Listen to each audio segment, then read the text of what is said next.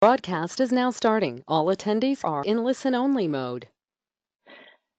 Good morning, everybody, and welcome to Policy and Practices webinar.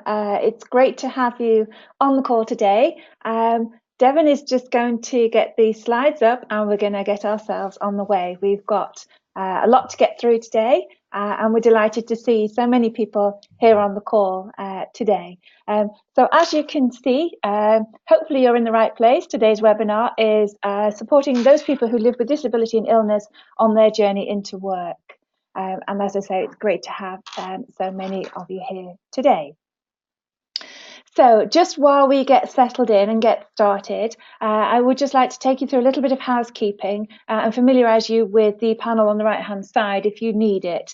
So while I am talking, I'd be grateful, please, if you could raise your digital hand so that we can carry out an audio check and I can know that you can hear us all okay. We had a couple of sound hiccups ourselves this morning, so hopefully you can hear us fine. And while you're doing that, I would also just urge you, please, to ask questions throughout the webinar. In the same panel, you'll see a facility to do that. There will be time for questions at the end, so that will be very useful. And then we have one poll and a survey, and we'd be very grateful for your feedback, please, at the end of the session, just to let you can tell us what you think of what we've talked about today, and we will have you on your way by 11:30. Great. Okay, that's lovely. Thank you very much. I can see that the hands are raised, so that's really good.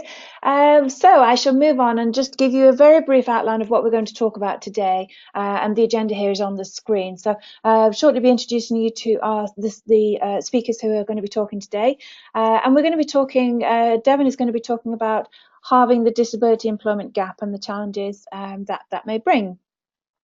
We're going to take a good look at, now we're at the stage of implementing the Work and Health Programme right at the very beginning, and just having a look and see what that means for everybody. And we're really pleased to be able to have Marise Mackie from Plus as our guest speaker today. Delighted that Maurice can join us, because I think what's really interesting is the experiences of somebody delivering the Work and Health Programme, and Maurice is going to take us through Plus's experience so far.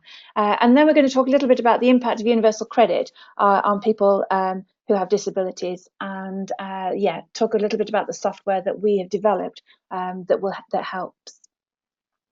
Okay, so just a little bit then for just a very brief introduction about policy and practice for those of you who maybe are new to us or have not really come across us before. We're an organisation that believes that the welfare system can work better. We were founded to help people towards financial independence. We're a policy-led software and analytics business, and we've built 3 core services to make the welfare system simple to understand. First up, our analytics services are used to design local support schemes and show the combined impact of different policies on individual households. Our Lift dashboard finds trends and relationships in data sets to uncover and visualise the drivers of poverty. Our policy insights create impact via the publications, the media coverage and blog posts as well. But the subject that we're going to be talking about today, using with the Work and Health Programme, is our award-winning benefit and budgeting calculator. That's what we're going to be looking at today, and it's used by over 10,000 people every day. So that's all I'm going to say about policy and practice, and that brings me to introduce our speakers to you. So I would like to introduce you to, from Policy and Practice, Devon Galani and Zoe Charlesworth. Would you like to say hello? Yeah, morning everyone. Thanks so much for joining us. Excellent. Good morning. Zoe's voice, great, thank you. And also, as I say, we're delighted to welcome Marise Mackie from Plus. Maurice, would you like to say hi? Morning everyone. Lovely, thank you. Okay, and without further ado, it's over to you, Devon. Thanks. Thank you, Janet, for that wonderful introduction, and welcome everyone onto the webinar. As Janet mentioned, I'm going to talk a little bit about the government's ambitions to support disabled people into work and some of what they're doing to achieve that aim and how they're doing against that to date. Before talking a little bit about the Work and Health Programme, which is just one strand of how they're going about supporting some of those furthest from the labour market into work. So the government have this ambition to halve the disability employment gap.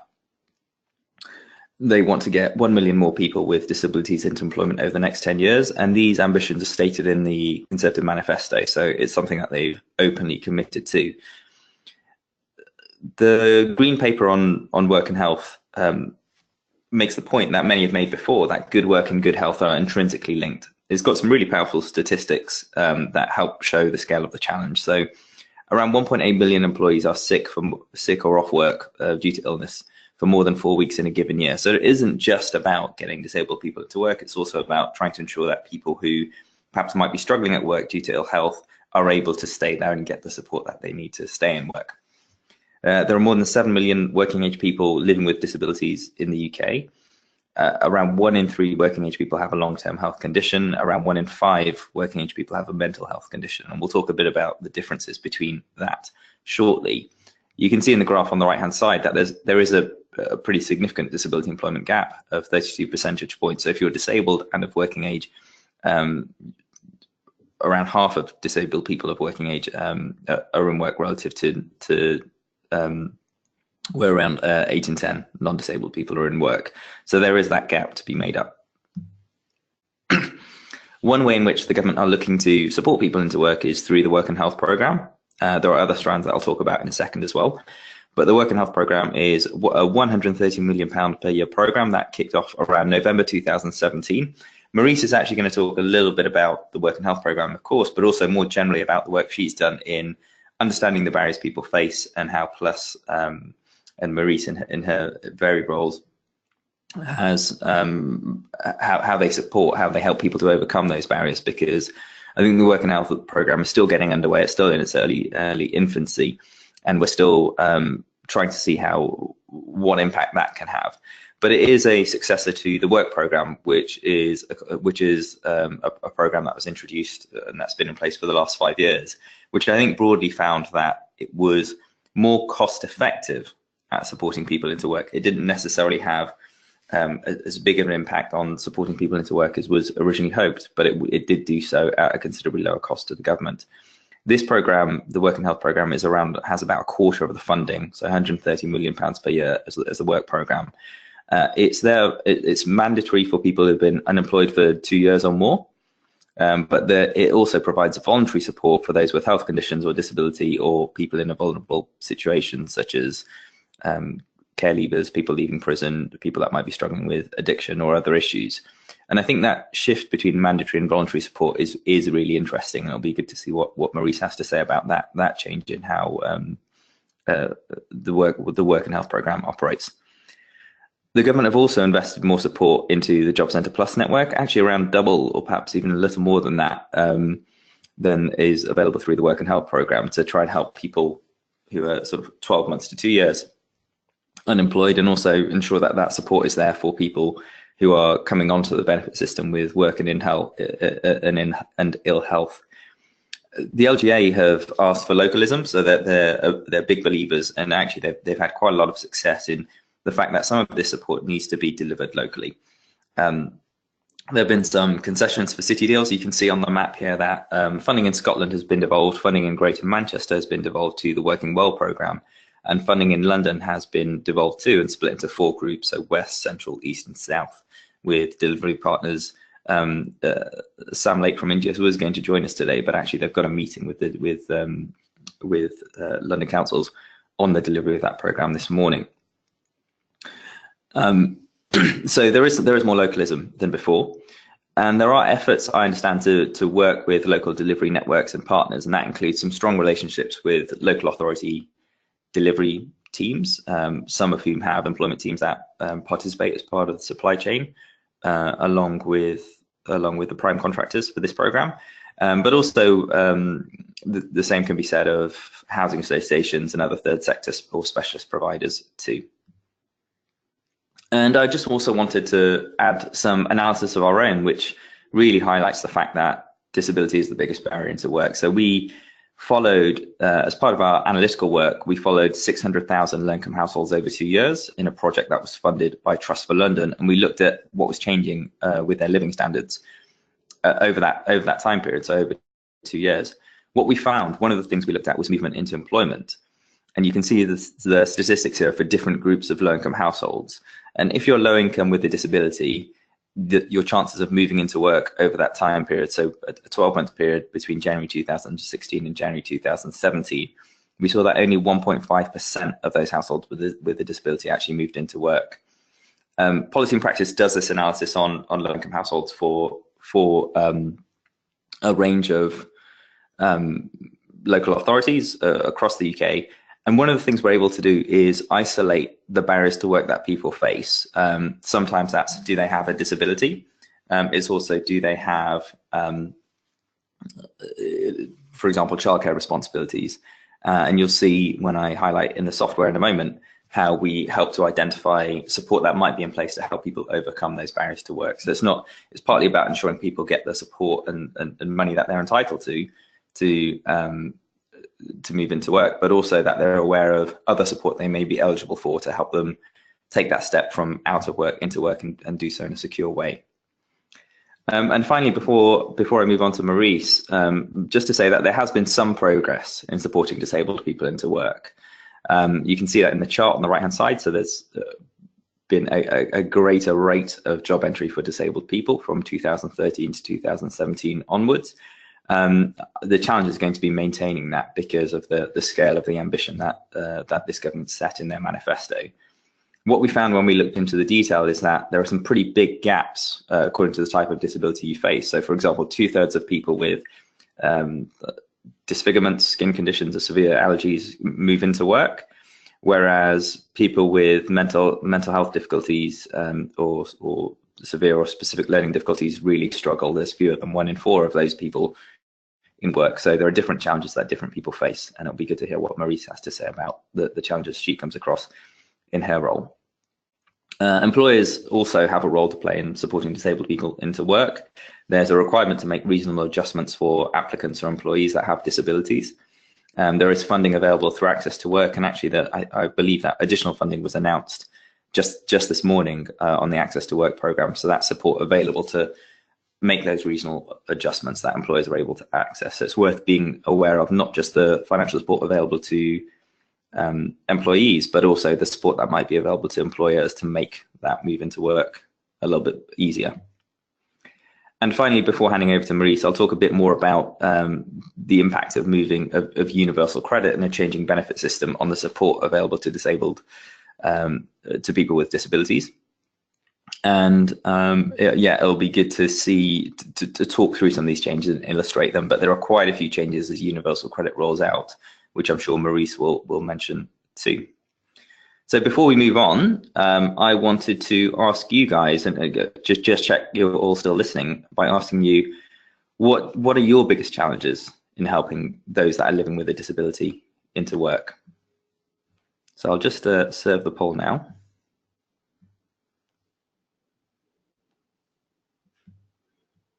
And you should see that on your screen.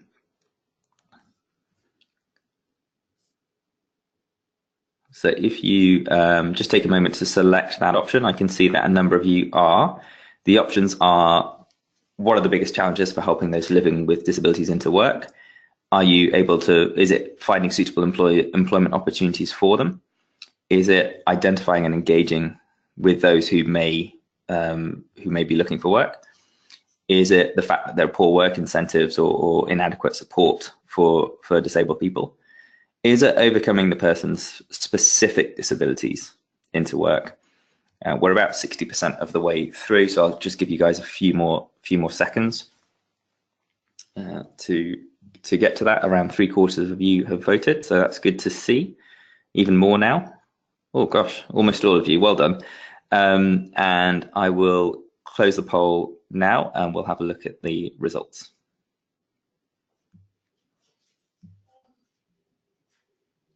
Great, so you should be able to see those results now. And you can see here that finding suitable employment opportunities and overcoming the person's specific disability-related barrier are the two biggest by far.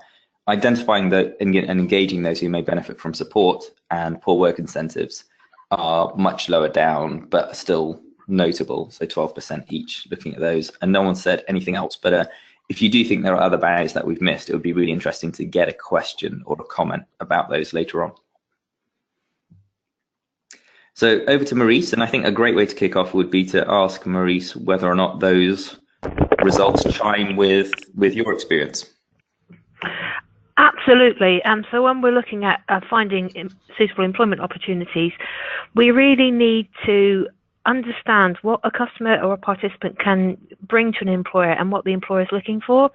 So one of the key roles of the staff within the Plus organisation are to go out and really understand businesses and work closely with employers, and then they can identify what are their recruitment needs, and then we can be much better at matching relevant people to relevant jobs, because that's where we're going to be more effective, and that's where we've been more effective in the past.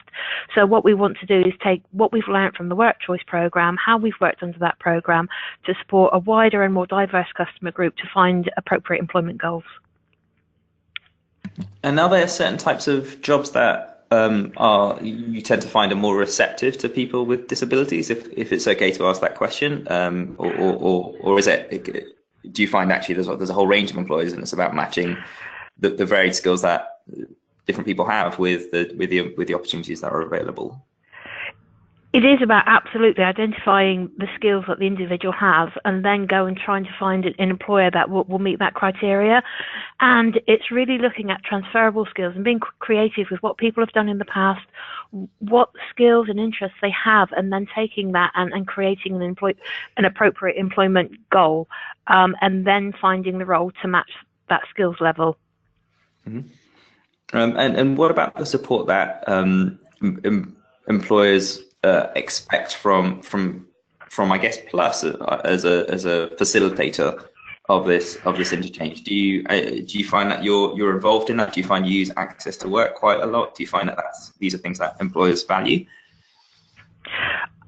I think that the key thing that employers value from Plus is we're really good at establishing what an individual can bring to them, but also identifying what support that person may need within the environment. And we're really honest and open and upfront with employers to say, right, okay, these are the skills that this person can bring to you, but also this is what we would like you to deliver, whether that's a job body on site, whether it's recognising when somebody's struggling, whether it's supporting an individual to learn a role and breaking that down into a systematic role so that we can support an individual to learn parts of the role bit by bit.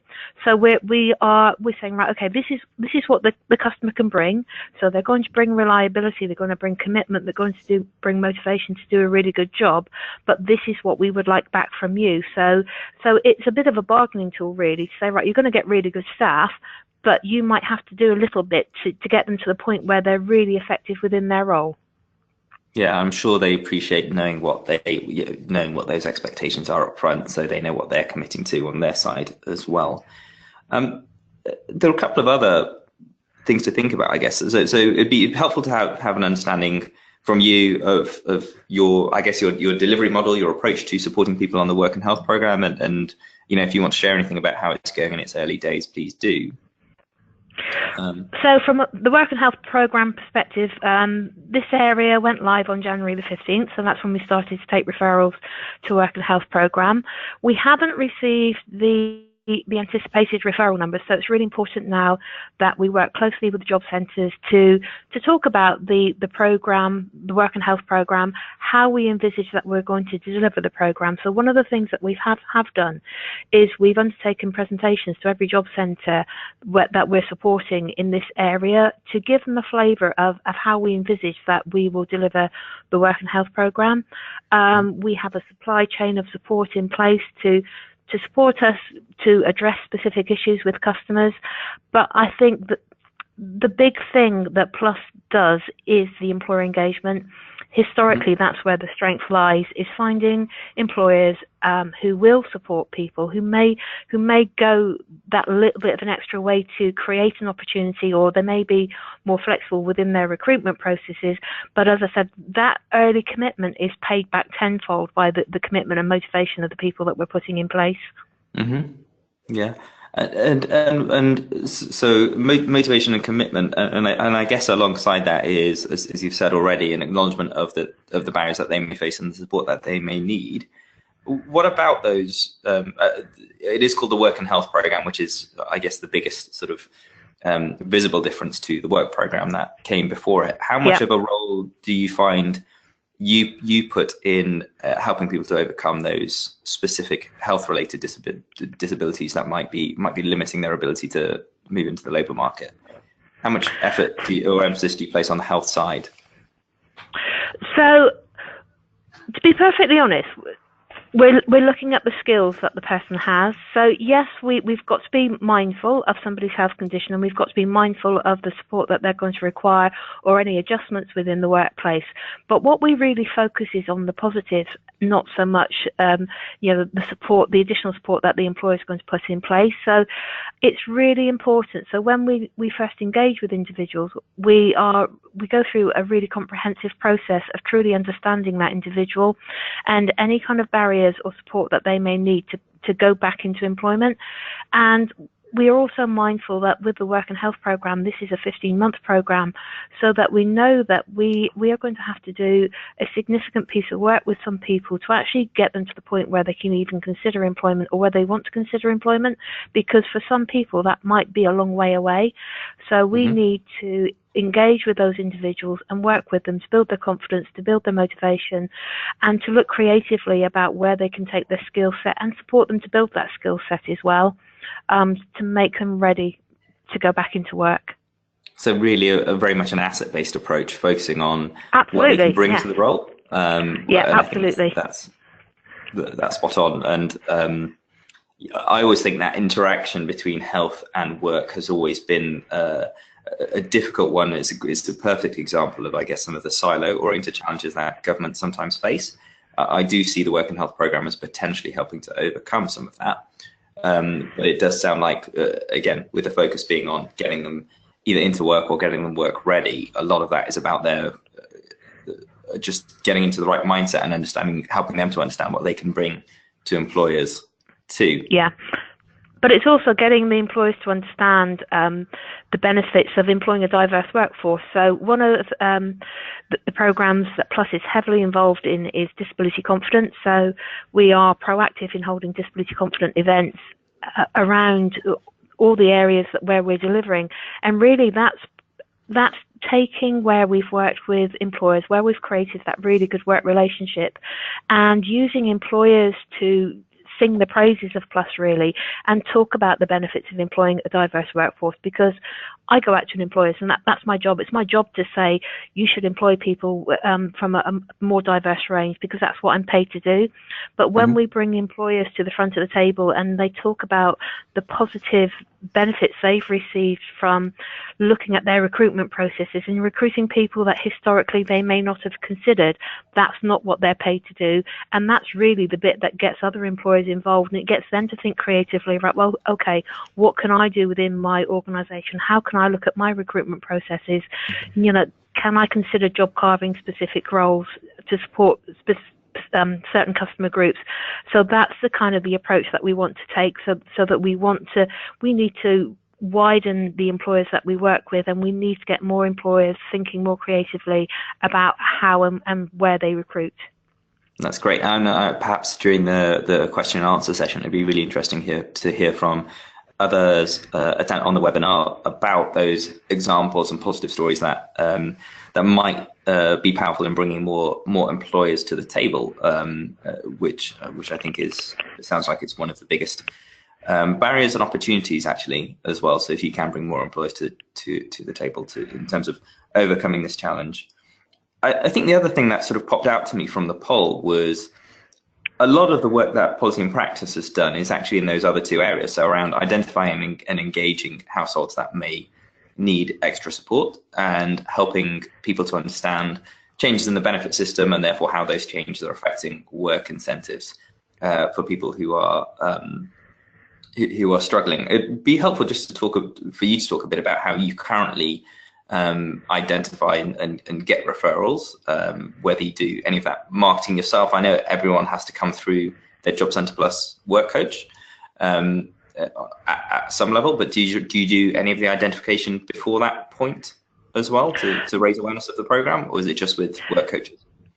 There are certain organisations that DWP have identified who may be able to make referrals into DWP, who will then come onto the work programme, so for the work and health programme. So we do engage with those organisations, and again, historically, those organisations we've worked with very closely anyway. So, but again, we can never stop developing the links and the support mechanisms locally. So every office who's working on work and health program have got their own bespoke set of support mechanisms, and they've got their own network of organisations and employers that they work with, but we consistently need to grow and develop that.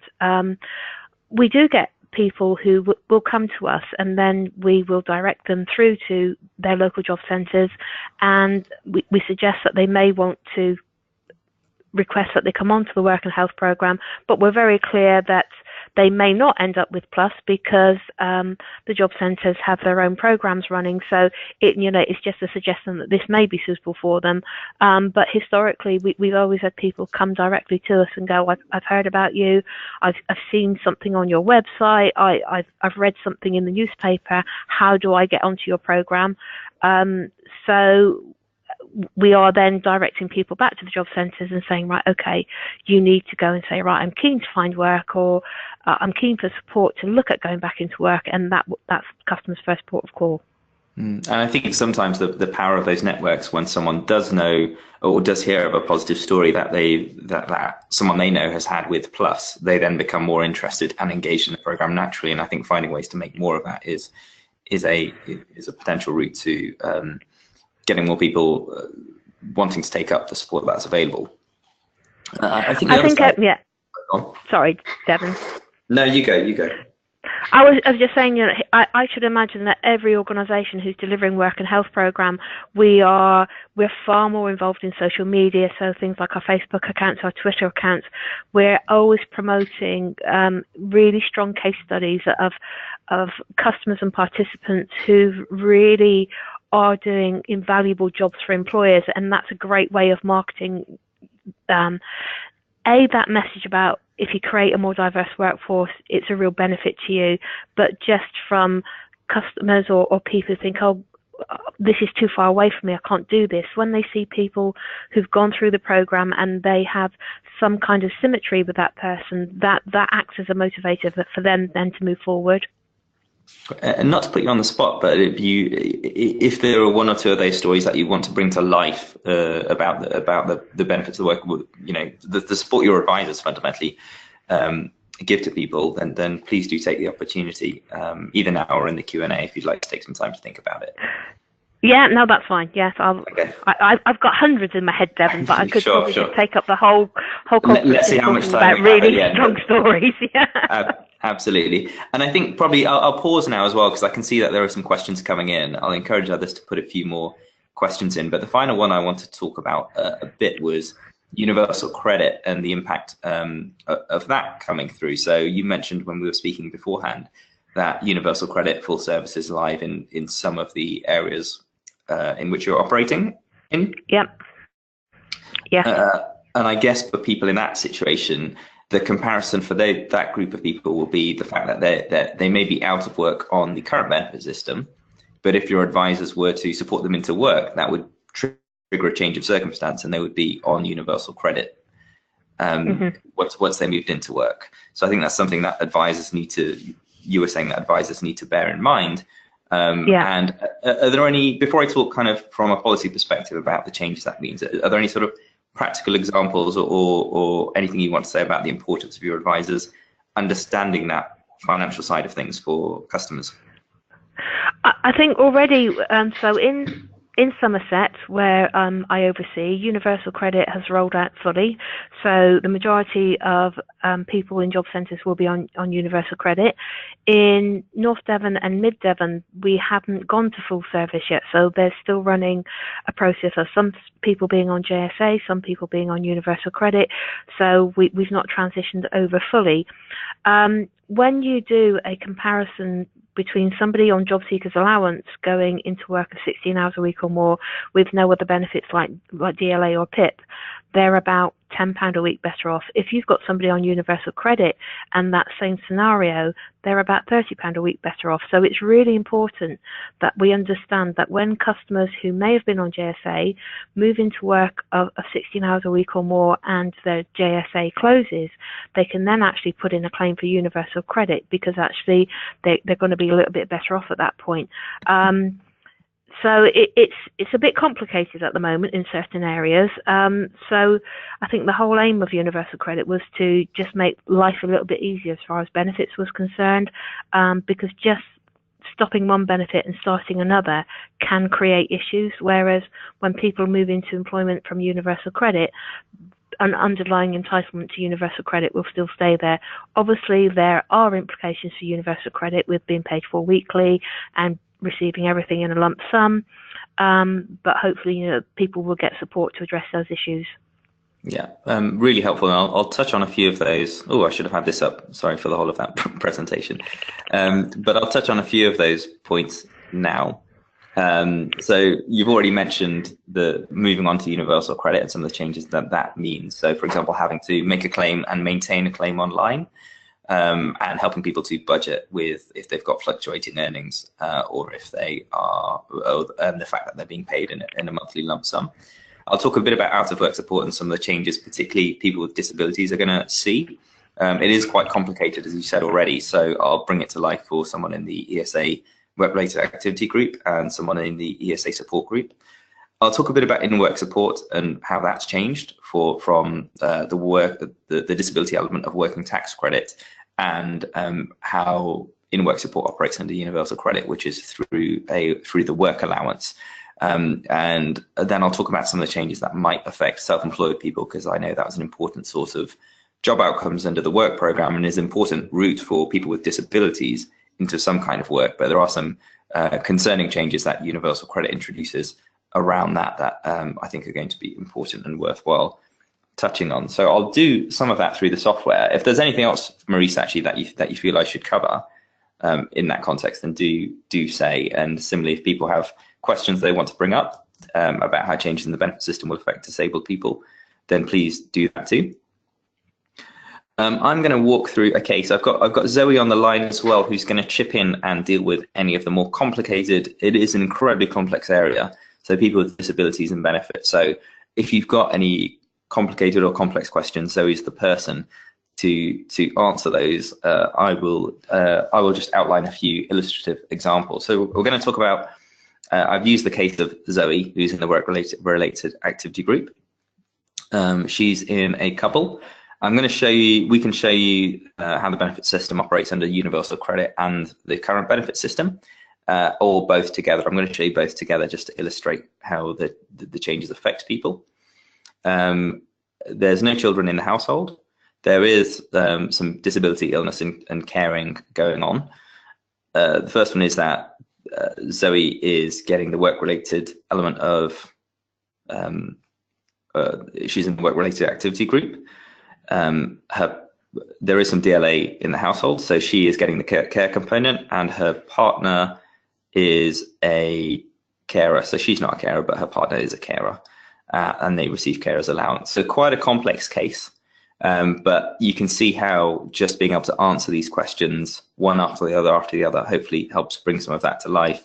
If you wanted to understand things around eligibility criteria, you can just hover over these question marks and they explain how disability benefits work. If you needed any more information, then you can just contact us through this box here, and you can just ping a question over to our team. So I'll just continue to run through the case. In this case, they are living in Reading. We know that that's an area where universal credit is live. They're renting a 2-bed property at £700 per month. This is their council tax bill, and we calculate their council tax support as part of that. So you can click here and immediately make an application for council tax support to help ensure that they're getting all of the support that they may be eligible for. And again, sometimes that's payable in work as well for people on low earnings. Currently, this is a case where they're not in work. and then I can show the results and reports here. For this case, I've actually loaded up 4 similar cases to compare. So you can see here, we've got the current situation under legacy benefits. We've got universal credit out of work. We've got the current system in work, and we've got universal credit and work. So under each one of these tabs, I've just changed a couple of things. So here I've changed the fact that in the current situation, they're on universal credit. Now I'm showing them on universal credit, whereas previously they were on the current system. And here for the current system and work and universal credit and work, I've just changed their earnings. So where they are in work, yes, they're in work at £8 an hour, 20 hours a week. And I've done the same under universal credit. So I'm showing these 4. You can very quickly, you can see all 4 side by side here on the right hand side. So you can see the amount of support that they're getting under the current system. Under universal credit, they're getting less, and I'll explain why, out of work. But in work, they're getting more in this particular scenario. And it is complicated. And I guess the reason we feel this benefit calculator is such a powerful tool is that it helps you to take whatever customer comes to your door through some of the complexity of the benefit system. So you can see, for example, exactly how universal credit is being calculated and withdrawn by clicking on this element here. So exactly how universal credit is made up, how much is being withdrawn. If you wanted to see how that calculation was being made in more detail, we've got sort of step by step each element of the calculation that you're being taken through.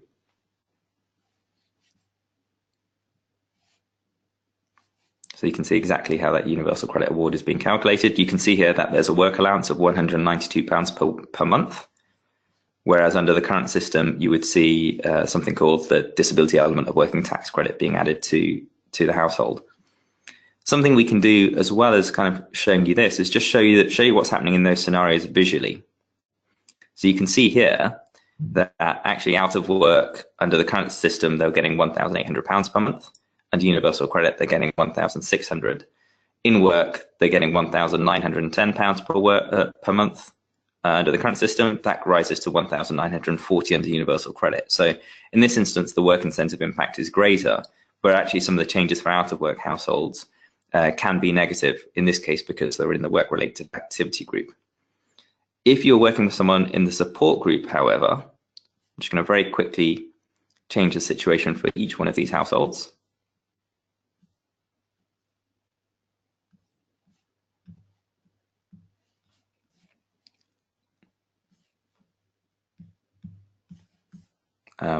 And it's worthwhile I think it's worthwhile taking you through so you can see how this changes, and also how quickly the software can take you through these changes. I could also just load up the case for the support group, which is probably what I should have done, because that would load it all up much faster.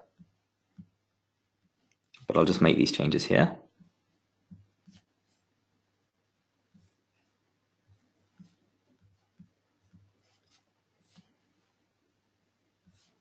And if I take you to the results and reports section,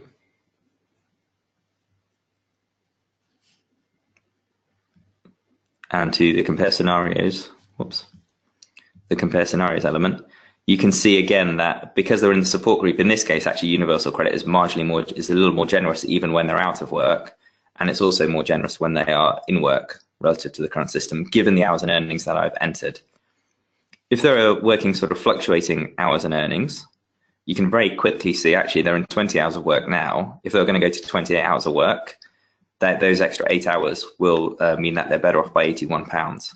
So you can very quickly and easily see how the fact that if they're worried that their earnings might change, what impact might that have on their benefits. And you can see what support they may be eligible for. So I mentioned earlier that if they might qualify for council tax support and other support, you can click on that there.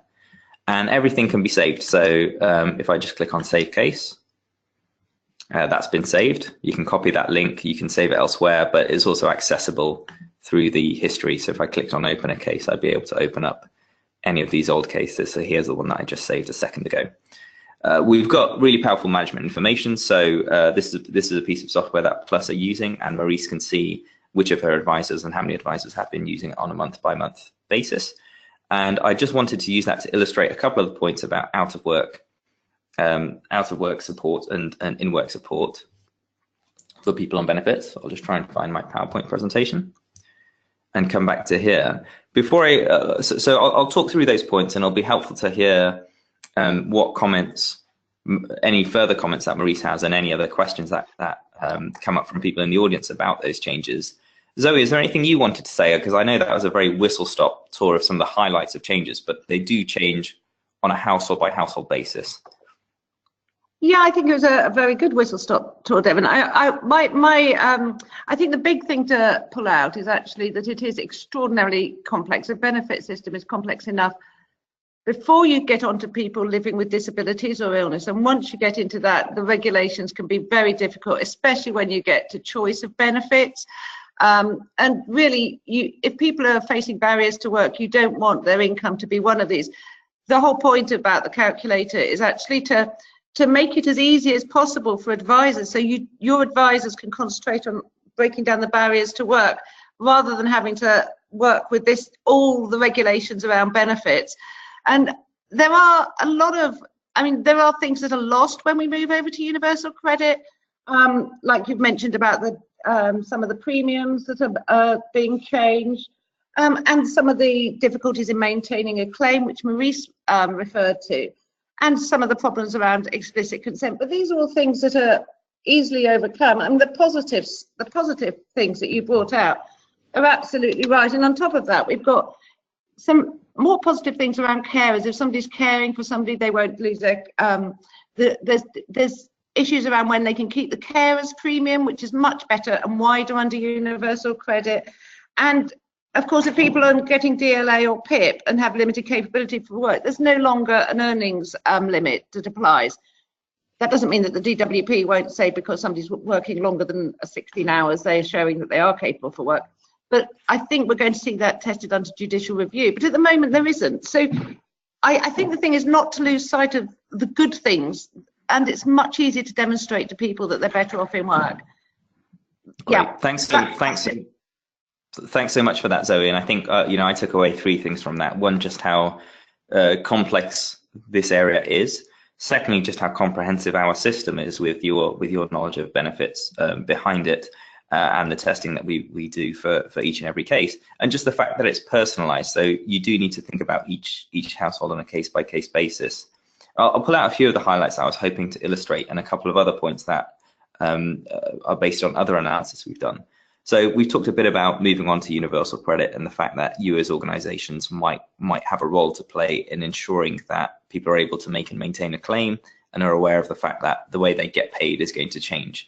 Two, and you may have a role in helping. I didn't show you the budgeting features of the calculator, but it does highlight some really powerful features. We're the only tool that allows people to see how their earnings are going to change in the future on a month-by-month basis. So the fact that you might be being paid fortnightly or weekly can affect how much universal credit you get in the subsequent month. So if you get 2 paychecks or more paychecks than you expect in a given month, that can mean that you get less universal credit in the future, and we can flag up which months those might be. So people, when they move into work, know when they might have to be aware of or budget for that. They should be better. Go on. Sorry, Devon, I was just going to pop in there and say that actually the budgeting is actually really important for this client group, merely because there might be further costs of going to work, the normal childcare and transport costs. There might be additional costs, and actually if you can take those into account to show people that they may still be better off and at what point, I think that's really useful. And I think that this client group really does benefit from having that budgeting element. Yeah, really helpful. Do keep chipping in, because I'm just conscious of how light touch this kind of overview is. But to give you kind of some of the highlights as well, in terms of out of work support, there are quite a few changes happening to people with disabilities. The loss of the severe disability premium may make work harder for some of those that need care, those that have caring responsibilities. It is a very complex area, and I've just highlighted one. I know that there are some pretty important changes for families with children that have disabilities too, who could lose out under the out of work support that they get under universal credit. Premiums are effectively being abolished under universal credit, and there are efforts to try and compensate for that in other ways. For example, that household that we just saw in the support group being better off out of work. But that's not always true, and it won't always be true, because when you make such changes to the benefit system, some households will win, some households will lose. And I think figuring out who is who and just how they need to be prepared for that is going to be quite important too. In terms of in-work support, the biggest change is the fact that from working tax credits to universal credit. So whereas working tax credits were generous, you had to work 16 hours to start to benefit from them, and they were time limited to a year until very recently. They've been replaced by the work allowance under universal credit, which is worth £192 per month. This means that it's more generous for short hours work because there's no hours rule. It's typically slightly less generous at 60 hours, but again, that depends upon the household. But also, it's not time limited, although, as Zoe mentioned, it could be the case that people are asked to be reassessed after a period of time out of work. At the moment, I think the government's intentions would not really be to do that onerously, given the efforts they're trying to put into supporting people with disabilities into work. And a final point around self-employed people. This is a really important point, and you'll be able to download a report that we're going to be publishing. So you'll get an early view of the report we're set to be publishing in the next week or two, which looks at the impact of universal credit on self-employed people. I think this is important for people with disabilities because moving into self-employment can be a route into work for them.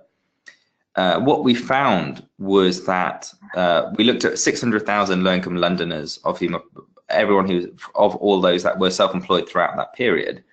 We found that 74% of those were reporting earnings below the national living wage equivalent, which means that whereas under the current system, they were still benefiting because they were getting the tax credits as a result of working the appropriate number of hours. Under universal credit, after an initial 12-month period, that could mean that they're worse off in work because universal credit will assume that their earnings were at the minimum wage at least.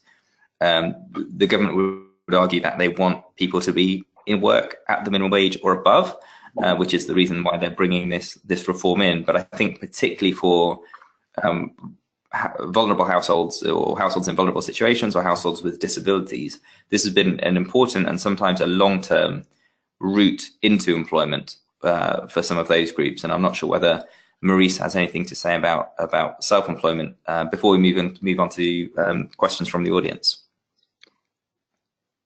Hi, yeah, within the Work and Health Programme bid, we have committed to looking at and supporting individuals to go into self-employment, and we were aware that under universal credit that there is this change coming through. So what we need to make sure is that when we're supporting people to make that move into self-employment, that we are looking at the financial viability of this, so that after that 12-month initial period, that people bare minimum, that they are, the hours that they're working does equate to national minimum wage or national living wage. So yes, it's something that we're aware of and we're already mindful of. Great, and I do think it's an area where sensible policy solutions or exemptions or other things that might be open to consideration in the future. Yeah, Devon, can I just chip in there? Sure. I think that the biggest issue for this client group is that many will work below the 16 hours that is likely to be expected if they've got if they have some sort of disability. And if people are building up their self-employment as their confidence in work grows, and as they take steps back to work, they will always be assumed to be working 16 hours. The new self-employed rules under universal credit don't really allow for don't take into account the number of hours worked. And I think that this may be something we'll see changing over time. I'm very aware the DWP are aware of this. They're looking into this. Sort of some of the disability support groups are making representations about this. So at the moment, I think it's really important if people are, just as Maurice says, advising people to move to self-employment, the full implications are understood. But it might change over time. Great. No, thank you, Zoe. Thank you, Zoe, for putting that in. Before we move on to questions, just worthwhile mentioning, Plus has been using our benefit and budgeting calculator as part of their rollout of the Work and Health Programme. We're also working with a number of providers across multiple sectors across the UK, so housing associations, local authorities, and it's also one of the tools available online through the government as well. The benefits of some of the licensed version of the tool I've illustrated in the case study by showing you how you can compare scenarios some of the added features around budgeting and additional support options that appear for advisors over above, because I think they need a little bit more information to hand than members of the public. So having said all that, I can see that we've got a wave of questions. I'll hand back to Janet to chair, and feel free to direct the questions to any one of us. Janet. Brilliant. Thank you, Devon. Yes, indeed. Thank you, everybody, for sending questions in. And indeed, we have plenty of time, so do send more in. But as I have a couple here for Maurice, first up, if I may. A couple of questions. First one, will the Work and Health Programme support people to retain their job if they become disabled? The programme is based on an earnings threshold, so if people go into employment, there will be a package of support to help them through those initial stages of employment. If they then lose employment because of health or disability, or they're starting to experience difficulties, if they're still on the programme, then part of Plus's remit will be to support that person to either find something alternative or put in some intensive support to help them stay in that role. So whilst they're still on the programme, then yes, we'll still look at that support. But obviously, we also need to be looking at programs like Access to Work to make sure that when somebody goes into work, that they've got the right support, whether that's with equipment or whether that's through emotional support or counselling, whatever. So we will be looking at, okay, what support is available to make sure that we get it right first time. And if it doesn't work out and they're on the programme, then they will come back and we'll start again. Excellent. Great answer. Thanks, Maurice. Secondly, again, a relatively specific question, I think. Will access to work for a support worker stroke driver be available under the Work and Health Programme? It wasn't for work choice. With the access to work, obviously we have to put in an application, and we don't govern that programme, so we have to put the application in. What we need to do is make sure that we're putting in as much information to support the application as we can.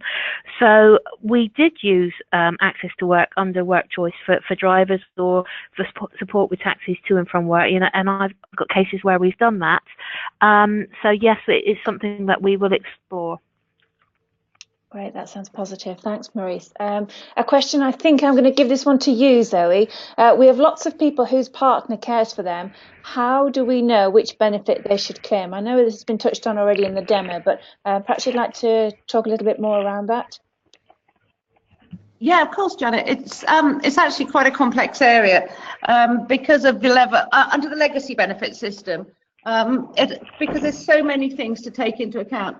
Often, if you've got somebody who's receiving ESA or has limited capability to work, and their partner's a carer, and this is a really common situation, they often have the choice of whether they can claim ESA or income support between them. And actually, this can make a difference of £100 or even more per month, depending on which one they choose. But there is no simple answer. This isn't an easy, because it will depend on the levels of earnings, the levels of any DLA or PIP, and the levels of any which level of ESA they're on. So the calculator does it all. I would say that if people don't have a calculator, anybody in that situation needs to be referred to DWP to discuss which they're better on. But if they can access a calculator, you should be able to see if they're better off. If they're better off on ESA or income support, our calculator tells you which one you're better off on and the reason, if it's to do with the earnings or some other reason. And it also advises people when it may be better to switch, because sometimes the choice you make at the initial stage, things might change. Somebody might do some more hours in work. At that stage, they might be better off switching to one of the other benefits. And Zoe, sorry, can I come in? And if people are already partway through a claim and it's advised to switch what they're claiming, how is that doable? Is that something that the DWP would accept? Yes, and actually, Devon, the DWP should be advising everyone on the better off situation. It's just sometimes the advisors don't take all these things into account. All they need to do is switch who claims. So if the person who's caring claims, or the person who's got limited capability for work claims, they can claim different benefits. So if they go and see the DWP, and explain the situation. The DWP should check out for them that they'll be better off on the other benefit, and then they should advise the other person to claim. Great. So if our software told them that they might be better off switching, that's the kind of thing that could bring, you know, £100 a week or so into the pockets of that household in those complex disability-related scenarios. Yes, absolutely. Okay. Great. I've just got time. Back to you, Janet. Thanks. Thanks. Yeah, thank you. I've just got time for one last question, if I may. For everybody else that's put questions to me that we haven't answered just yet, fear not, they will be answered offline as part of the follow-up. But Devon, I'd like to finish with you, if I may. You took us through some case studies that were very complex. You had a lot of different scenarios. Would you be able to say how long a typical case may take to assess? I know it's like saying how long is a piece of string, but can you give any sense of the length of time?